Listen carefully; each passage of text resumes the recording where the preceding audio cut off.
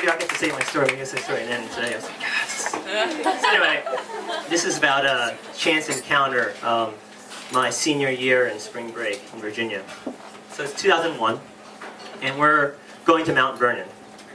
So we get there, and the hotel we're staying at literally has lawn furniture in the sense that, so here's your rooms, and in the middle is this little grassy area you can sit at. It's like, oh, this is great. So we're about 5 miles from Mount Vernon. So we're checking in, and as we're walking by, we see these two women coming out of their hotel room, a mother and a daughter. The mother's name is Mary, the daughter's name is Jennifer. So Mary goes to us, and he's like, oh, hi guys, where are you from? I was like, oh, I'm from Philadelphia, and my friends are from California. Well, what are you here for? Oh, we're here to see George Washington's house, visit the area. He's like, oh, I'm sorry. I said, what? He's dead. Oh. Great, thank you. But, so as we're going about our ways, realize that, because we're now all 21, there's nothing to do in the area except go to Roy Rogers. And, of course, all the people who are working there are seniors, so... And then we decide, well, we could stand next to the gas station and pretend we're cool, but we're not 21, so we can't buy alcohol. So we decide to go back and sit on the lawn furniture.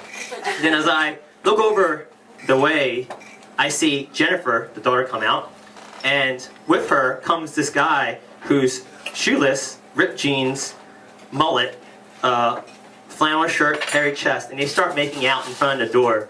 We're like, oh my God, this is horrible. So we go back in. And then, after smoking up, about a couple hours later, we're like, oh, let's go back outside. Go back outside. And then, as we're sitting there, Jennifer sees us. She opens the door by herself, and she starts walking towards us. And my friends are like, you're on your own. I was like, all right. So she sits down. She's like, hi. I said, oh, I'm, Albert. And it's like, you heard why I'm here, so what do you here? She's like, oh, you know that army base nearby? I said, yeah, so there's a carnival, so we help running one of the games. I'm like, oh my God, wait. You're a carny? She's like, yeah.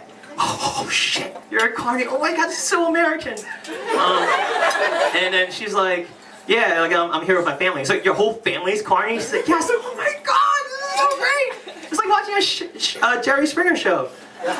So she goes to me and she's like, yeah, I live in Virginia. I said, well, have you traveled much? She's like, no. But I see you're here with your boyfriend. It's like, no, I'm actually engaged. We're having problems right now. I can see that.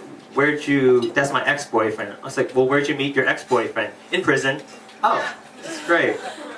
Well, tell me about your fiance. He's black. Oh, that's great. Mama doesn't like black people. But he's rich, so it's okay. Oh, wow. What's he do? He owns the carnival. Oh my goodness, wow. So now she tells me, yeah, we're supposed to get married in September. We're going to have tons of sex, and then I could just watch my shows all day. I'm like, oh, great. I was like, well, how old is he? 43. How old are you? 19. Ah, normal. Okay. And then she says to me, I never did it with an Oriental before.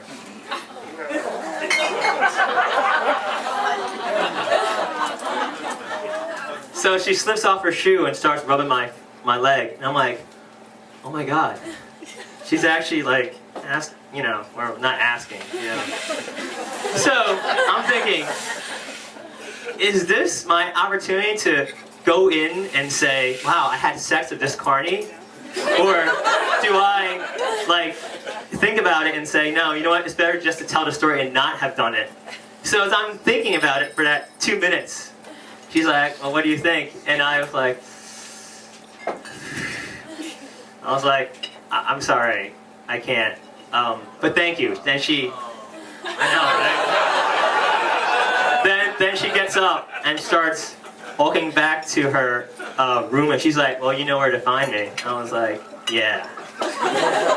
So that's my story.